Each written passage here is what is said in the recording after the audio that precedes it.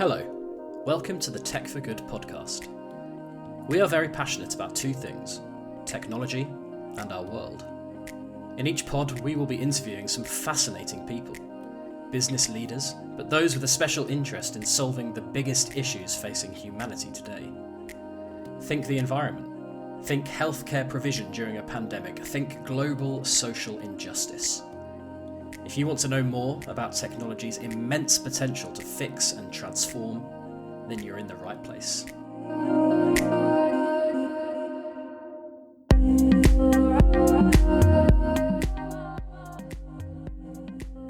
In this episode, Stuart Hodge speaks to Neil Spann, Managing Director of PowerRoll, a startup at the cutting edge of innovation in the solar energy space.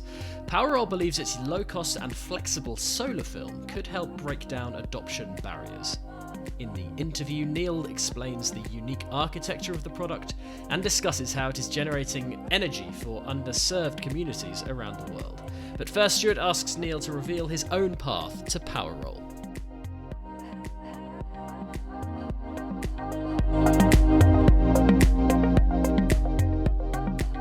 It's been an interesting journey. So I followed my maths degree, getting into the field of accountancy. I worked for some of the large global accountancy firms and ended up working with Ernst & Young, and then joined a company in the Northeast that was doing some really interesting things. This was back in 2007, and that company was called Eager, and it was working in energy efficiency and renewables. And it was going through an IPO at the process. I joined it. It was one of those companies. I liked it so much, I joined the business afterwards. And Eager was a great business because it did two things. It made a difference to people's lives. So we were running fuel poverty programs for the UK government and some overseas entities, as well as obviously we're providing a return to our shareholders. So, and back in 2010, we raised quite a substantial sum of money to put solar power onto social housing rooftops. So it was a pretty innovative model back in the day. So that got us into thinking about solar power. And that's where I met two guys who were also on the board of PowerRoll, Drew Johnson, who was the CEO, and Ian McLeod, who was the CFO. And we sold that business in 2011, went off and did our own different things. And then we met a guy called John Topping. And John, he is a physicist. He had a background in both stealth technology and food packaging, quite an interesting combination. That is an interesting combination. And what I'm thinking is you've now been out-geeked a little. Yes, perhaps. definitely. He is the official geek in the company, it's fair to say. He came up, by putting these two things together, came up with the concept of using microstructures to create solar panels and many more things we'll get into.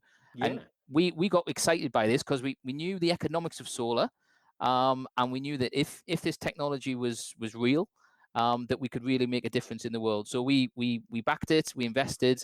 I joined as CEO in 2014, and it's been an interesting journey, but I have to say one of the most enjoyable things I've done to date. So there's obviously got to be a passion there for renewable energy, for all of that sort of environmental side of it. I imagine that's very much a driving factor for you. Yeah, absolutely. For all of us at PowerRoll, as I said before, we call ourselves environmental capitalists to a degree. We want to make a difference, but also, we want to, have a good outcome for our staff and our shareholders. So absolutely. And climate change, I'm sure we'll get into, is second top of the agenda after COVID at the moment, and soon will be top of the agenda. Yeah, Obviously, absolutely. COP26 coming up in Glasgow this year, and it needs new solutions. And yeah, it's a huge passion. Absolutely. Well, that's very much why we launched Tech for Good as a publication, was to highlight these stories where people are actually trying to address these problems. And that's why it's good to chat to people like yourself very much. So you've told us a bit about PowerRoll, how you guys started. Now let's talk about the solar film technology itself. How does it work, and what makes it unique? Yeah, absolutely. I mean, if you stand back, the basic design behind solar modules hasn't really changed in 20, 30 years. Why is that? I think because basically people have focused on optimizing it, absolutely. And to be fair to the solar industry, the cost of ground-mounted solar, in particular solar farms, is now competitive or cheaper than fossil fuels in many instances. So costs have come down. New materials are emerging, but effectively, what we've come up with is a new way to make solar energy. It's a new architecture. It's not a new material. It's a new way to do it. So what we've done is... So what does that mean then, just for the layman Yes. So basically, in standard solar cells, they typically work in a sandwich arrangement with a substrate, with materials, the photoactive materials in the middle, and then another piece of glass or something else on the top. So like a sandwich. Yeah, The one on light top of the other. one Yeah. on top of the other. The light comes through. There's the photovoltaic effect, create energy. What John did, John, who invented this technology, is basically he said, actually, there is a different way, because that has some limitations. It's quite capital intensive to make current solar PV, and it's also pretty energy intensive, surprisingly. So what John came up with is a way to use existing processes that are used in the field of holograms and in food packaging to come up with a new architecture. So when we say new architecture, what we do is we take, instead of taking a piece of glass or a piece of metal foil, we take a plastic substrate.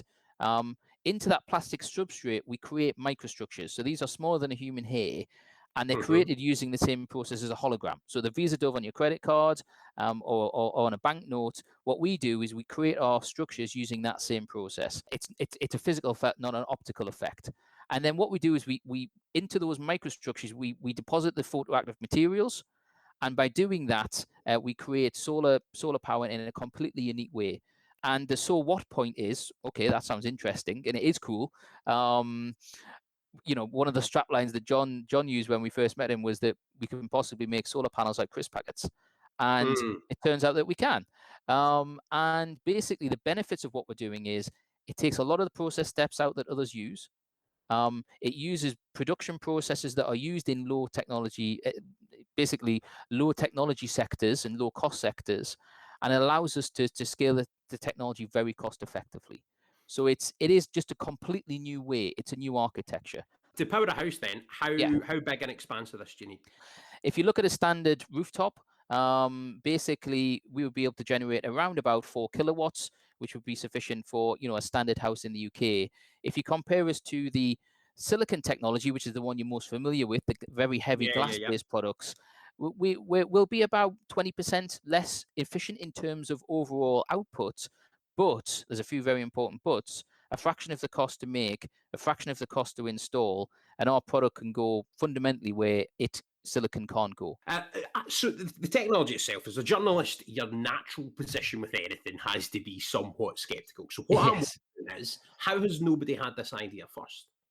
When you look at problems from a different end of the telescope, you often come up with a different solution. And that's what John did.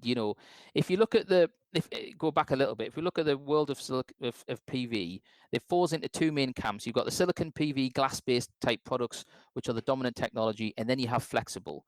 And the flexible products that are out there are pretty good in some respects, but they basically use the same architecture as the traditional silicon panels. What John did, because he wasn't steeped in the industry, he came at it from a very different way, which is, what is the lowest cost way I can make a two-terminal electrical device?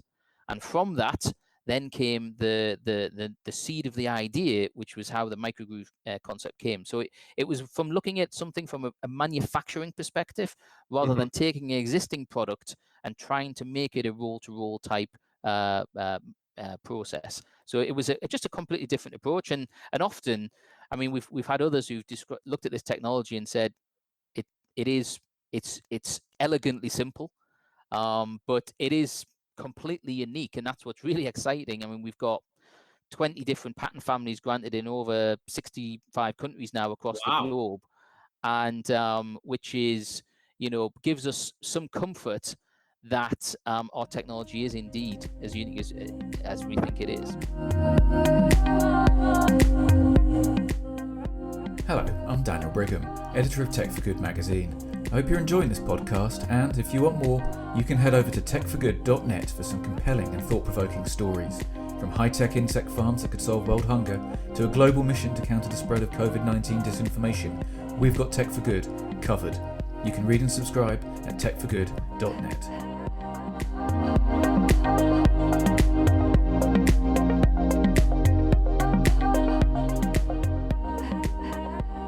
How disruptive has the technology been so far, and what do you see as the potential disruption that this can have? And if it's going to be, what are the keys to that going to be? Yeah, absolutely. Great question. So, in terms of where we are and how disruptive today, so we've been through the journey of proving the science because, like yourself, we started with a skeptical mind. Is it You have really to. as good? You have to. Is it really as good as we think it is? Now, we've done the hardcore science. We've worked with the universities like Oxford and Sheffield and University of Austin, Texas, and the National Renewable Energy Lab over in the US, and we know that the fundamental technology works. What we're doing now, and we've just finished an investment round. And we're building a pilot plant here in the Northeast, which is going to allow us to get some first products into the market. So, and the potential disruptiveness of this technology is huge, and we've got a lot of interest from really across the globe. So we're talking about India, Japan, Southeast Asia, Africa, and we'll get into some of those in a little bit more detail, perhaps. But the potential here is to have a technology that is so low cost that it breaks down the barrier to adoption fundamentally in some of those countries. And if you look at some of the applications we'll get into, such as pumping water, off-grid applications, this really can make a difference to lives and communities across the globe, on quite a large scale. Now, with that in mind, I was really excited to read about a couple of the projects you guys have ongoing at the moment. So in Zambia and in rural India and the Himalayas. So tell us a bit about those projects, what you're hoping to achieve, and the effect that those can have on a holistic sort of basis. So we've been working with quite a wide range of partners to look at what are some very interesting use cases that will make a difference. So if we look at those two projects separately, so we've been working with a partner in India called the Energy and Resources Institute, which is one of India's leading think tanks on sustainability and renewables, and they've identified quite a few markets that they think our technology is really well placed to attack and to penetrate. And one of those is off-grid location. So we've been working with a village in the Himalayas, where obviously if you're trying to transport current existing silicon panels, just to give you an idea, they weigh about 12 kilograms per meter squared, and ours is something like 300 grams. So to remote villages is actually quite a challenge to transport these existing heavy panels. Literally, you could carry 25 kilowatts of our solar film under your arm if you wanted to. So it's very easy to transport to these remote locations. We've got a test system using a technology that is a forerunner to our main technology, to basically trial the system to see how it's adopted in those villages, and the feedback is brilliant in terms of its ease to deploy and ease of use. So that's very exciting. And if you expand that out more globally in India, I mean, India has something like 640,000 villages that are possibly nominally connected to the electricity grid, but they are hugely intermittent and remote to get to in some instances, and require a very low cost solution. So our model there is, if you just take even 50 kilowatts, as I said before, 50 kilowatts of our film to each of those villages, you're talking about the potential to drive gigawatts of installed capacity into rural India. So that's one opportunity that we've been working on in India. A second, and I'll come on to the Zambia one in a second, if that's okay, Stuart. Exciting. Yeah, it's so It, exciting. oh, Like it's the potential. it is, and the next one is equally exciting. So if you take India, we're doing a lot of work in India because the size of the opportunity is huge, but also at our previous business Eager, we had some relationships in India, so it made it easier for us to enter that market. But if you take water pumping, something like 20% of all the energy in India is used to pump water. And there's something like 30 million water pumps used, and a lot of those are diesel powered. It's expensive, it's polluting, they're not particularly environmentally friendly. So the Indian government is going through a program of wanting to basically swap those out for solar powered water pumps. So the current silicon will do a job, but as I said, expensive to transport, not the easiest to install, and still at a certain cost. So our film offers the potential to basically repurpose those water pumps to be powered by solar. So that again is a huge opportunity, and you take that model to then the rest of Southeast Asia and then into Africa. There's a huge opportunity there. So very excited about that. If we go to the Zambia project, so we've been working with some partners in Zambia, such as OneCall, and also a company called VeroGrid, who specialize in putting microgrids into into villages. And again, we've been working with a clinic there. And again, the ability to power a clinic overnight, using the sun's energy during the day with a combination of our solar film and a battery, offers just huge potential. And obviously clinics at the moment, and going forward, are absolutely critical in obviously the vaccination progress. So, there's a number of factors coming together that we think can make a huge difference. So we're really excited by it. And our mission this year is to get a number of those demonstration sites in play following the construction of our pilot plant here in the UK. So it's hugely exciting, Stuart. Just taking it away from the company itself and the work you guys are doing for a moment, just in general, as a human race, I mean, do you think we're realizing the potential of solar energy as a whole? Yeah, I mean, it's a great question. I think the answer is yes, but we can do more. I mean, there's some crazy stats. There's something like 170,000 terawatts of energy, solar energy, hits the Earth at any one point in time, which is much more than we'll ever need as a human race. And as we said earlier, the solar industry has done a great job of bringing the cost of silicon modules down to a point where, for ground-mounted solar farms, they're cost-effective. But actually, to meet net zero targets, we've got to do more, and we've got to do it faster, because we have to remember that if you take some countries, energy consumption is going to increase between something like 40 and 60% in countries over the next 10 years. So we need to do more, and we need to do it faster. And this is not saying our technology is going to replace all of silicon. What it can do is drive into those use cases where it can't be used. Exactly, where it's not viable to use silicon or the existing tech that's available. Exactly. I mean, if you look at what's happening in the UK, we've got 14 gigawatts of solar installed roughly to date. But that's really petered out now. We're getting a couple of 100 megawatts a year now being installed, mainly solar farms. Our view for the UK and developed economies is to open up those rooftops and surfaces that are there to be used, and not necessarily use up land for large-scale solar farms, which obviously have a place. They absolutely do. But we want to take the power to where it's being consumed. So what are the biggest challenges then that we're facing? And I mean that again on a more holistic level. Yeah, there's a couple. I mean, I think, renewables, are penetrating at a reasonably good rate. You need storage solutions. Storage is key. And, there is battery technology is improving. And I think we are looking at how we optimize our technology to either minimize or optimize the amount of battery storage that's required, because you do need a holistic solution. We've got to join up, that whole value chain. I think the second is driving adoption in terms of at the macro level. I'm not looking about power. I'm looking at is driving adoption in particular. If we take India, it's an interesting example. In India, a lot of people are getting power for free, whether that's actually legally or illegally. They may be getting electricity at a very low cost. So therefore, their desire to move to a renewable is quite low. So what we are trying to do is break some of those barriers down. So it's there's a few different macro factors that are at play, but I think the storage side and breaking down some of those barriers for adoption would be the two macro factors that I see it from that perspective, Stuart. That's a good answer. What are the other current sort of hot topics and trends in the solar space generally at the moment? And are any of these influencing what you guys are doing?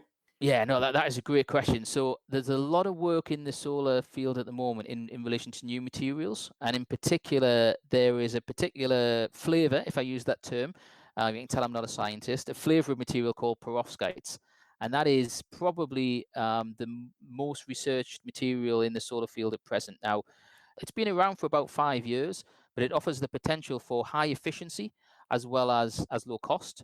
And that's brilliant for Powerwall, because we can adopt this very low cost material into our very low cost architecture and put the two together to come up with something that's unique. There are other companies across the world working on perovskites, which is a benefit for us because we can obviously learn that knowledge as the material develops. But in 5 years' time, a new material will come along and a new material after that. And I think this is a very important point insofar that what we've got as a delivery mechanism or an architecture, as new materials come along, we can adopt those.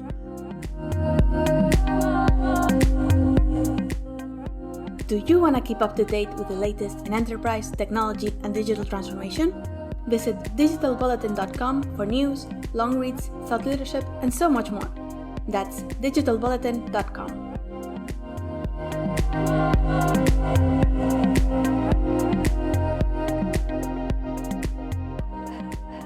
Is there any other technology or technologies that you would pick out that are driving the provision of solar energy at the moment that you're particularly excited about? Yeah, I mean, I think there's some different use cases coming out, and some different applications. I think there was the solar farms are what people think of when you think of solar, or you maybe think of solar on your domestic property. I've got solar, but there are some more innovative ways that solar is being developed and integrated into other surfaces. So if you take one, for example, is when you're building a building at the moment, typically solar is retrofitted onto the building. Well, one of the concepts that's growing, and we're not the only people looking at this, but it is an area we're looking at, which is if you can integrate the solar into the building materials themselves. So when you build a warehouse or you build a modular house or whatever it's going to be, it's already green when it's built.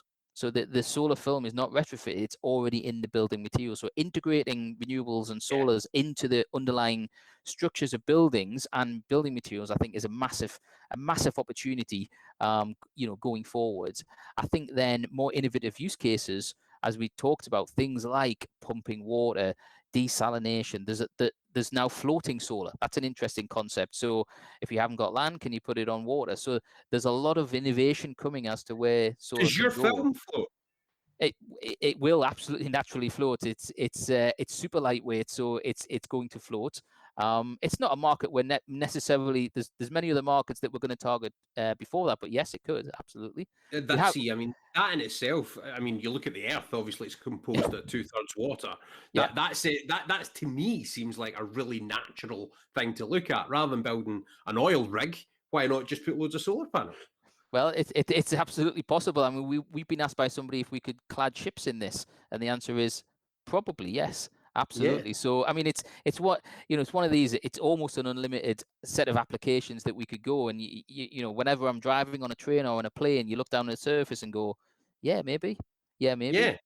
The lightness, the efficiency of it, I think, is the really exciting thing. And I can now see how the maths grad has got to this point a bit, because obviously as you chase, I think if you're always looking from the perspective of having the best of humanity at the forefront of your mind and looking to do your best to safeguard the earth that we live on, then I can see how you can use the areas that you go into, the people you meet, the contacts to get to that point, And obviously you've been MD, managing director of the company for over 7 years. What have been the biggest challenges over that time? I would highlight three. I mean, it's a great question. I mean, first of all, it was a massive cultural shock to the system, coming from large companies with thousands of employees with a nice infrastructure to 2 employees on day one, with no office, no facilities, no nothing. So it was a very interesting cultural change for myself. Hugely enjoyable, but different. I think one of the challenges when you're a small company with a new technology is basically no one believes you, and secondly, you don't have all the funds that you would like to have to be able to do all the testing that you want. So there was quite a lot of challenges in the early days getting the right partners on board cost effectively to be able to prove the tech. So that was probably the first 3 or 4 5 years of the business, going through that journey of doing the hardcore science and working with partners on that. I think as we're now going into a scaling phase, actually the challenges are different, because we're now going into sort of engineering, manufacturing, and scaling up. And that requires quite a different skill set in the business. So, we're growing our team quite significantly at the moment to bring those types of skills in. And it is different. Developing a technology and then developing manufacturing and bringing products to market is a different skill set. So one of my, challenges, I guess, key focus at the moment is that change of emphasis of skills in the business, and also the types of companies that we're dealing with. And as we can't say too much right at the moment, but we have some large scale companies talking to us in India and Japan who are very interested in basically licensing our technology to manufacture at mass scale in those markets. So again, we're starting to be more outward focused than we were internally focused developing the technology. So So it's a shift as the business is naturally getting nearer to marketing the first product. And, as I say, the solar plant will be online in the second half of this year up here in the Northeast. And we're looking forward to having some output to get into some of these very interesting applications. Yeah, no, that sounds quite exciting. What's the next sort of phase after that? I mean, have you got a vision moving forward? Yeah, I mean, our vision is that we're going to have, for the solar film, manufacturing hubs that are close to market, because we see very little benefit in having a centralized manufacturing and then shipping this across the world. We want to create manufacturing hubs near market, India, Japan, Southeast Asia, parts of Africa, Middle East, South Again, America. that's just efficient, though, isn't it? It's like make the energy close to where it's going to be getting deployed. Absolutely. So actually create the manufacturing units there. So almost a sort of spoke model. So basically, where our vision is to have 10 gigawatts or more of our solar film being deployed, manufactured and deployed in local markets. That's our vision over the next sort of 3 to 5 years. And we're really excited about doing that. And then the potential carbon savings we haven't really talked about, but the carbon savings from what we're doing are just phenomenal. I mean, a single gigawatt factory, which will be installed in these various locations, has the potential to save something like 500 million tons of CO2. So it's this can make a substantial difference to the CO2 reduction programs. Final question from myself is just how excited are you about the future, both in terms of the space as a whole and for the future of the company and yourself? Yeah.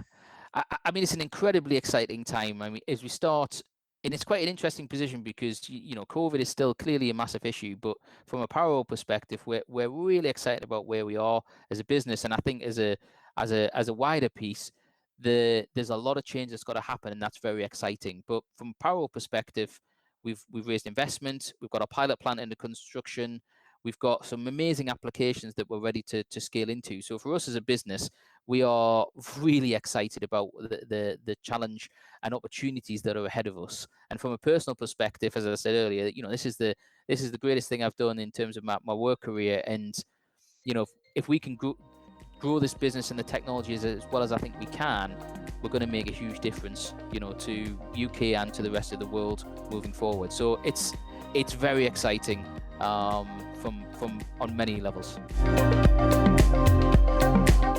That was the Tech for Good podcast. Listen, subscribe, and rate us on Spotify, Apple Podcasts, and Stitcher.